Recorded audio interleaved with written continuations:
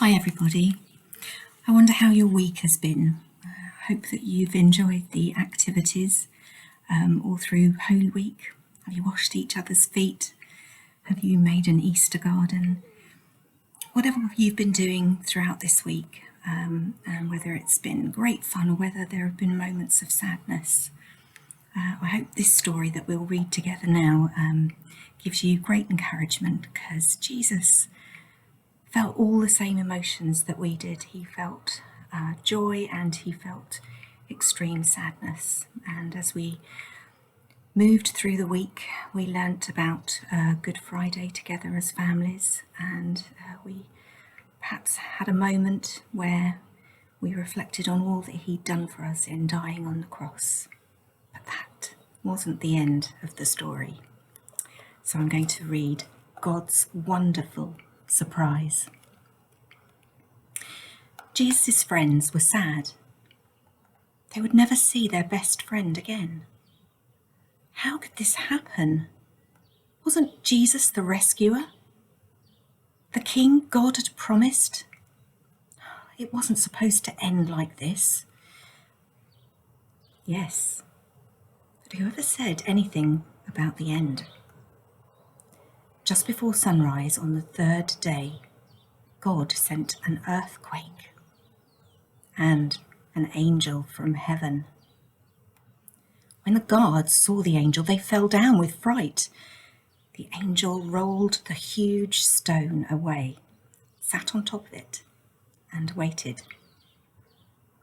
At the first glimmer of dawn, Mary Magdalene and other women headed to the tomb to wash Jesus' body. The early morning sun slanted through the ancient olive trees, drops of dew glittering on leaves and grasses, like little tears everywhere. The friends walked quietly along the hilly path, through the olive groves, until they reached the tomb, and immediately noticed something odd. It was wide open. They peered through the opening and into the dark tomb. But wait! Jesus' body was gone.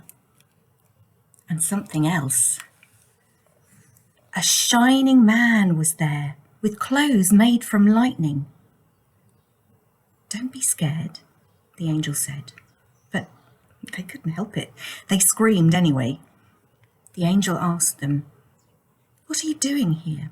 This is a tomb, and tombs are for dead people." The women couldn't speak. Jesus isn't dead anymore. He's alive again. Their hearts leapt, and the angel laughed with such gladness that they felt, for a moment, as if they had woken from a nightmare. The other women rushed home, but Mary stayed behind. How could this be true? Jesus was definitely dead. How could he be alive again? Just then, Mary heard someone else in the garden. Perhaps it's the gardener, she thought. He'll know where Jesus' body is. "I don't know where Jesus is," said Mary urgently. "I can't find him."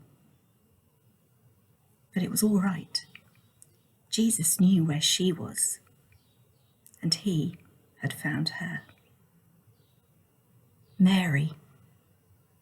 Only one person said her name like that. She could feel and hear her heart thumping. She turned around. She could just make out a figure. She shaded her eyes to see. She thought she was dreaming. But she wasn't dreaming. She was seeing. Jesus! Mary fell to the ground. Sudden tears filled her eyes and great sobs shook her whole body. And all she wanted in that moment was to cling to Jesus and never ever let him go. "You'll be able to hold on to me later, Mary," Jesus said gently, "and always be close to me. But now, go and tell the others that I'm alive. Mary ran and ran all the way to the city. She had never run so fast or so far in all her life. She felt she could run forever. She didn't even feel like her feet touched the ground. The sun seemed to be dancing and gleaming and bounding across the sky, racing with her and shining brighter than she could ever remember in the clear, fresh air.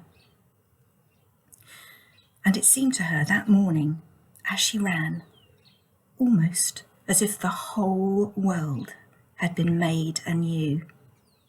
Almost as if the whole world was singing for joy.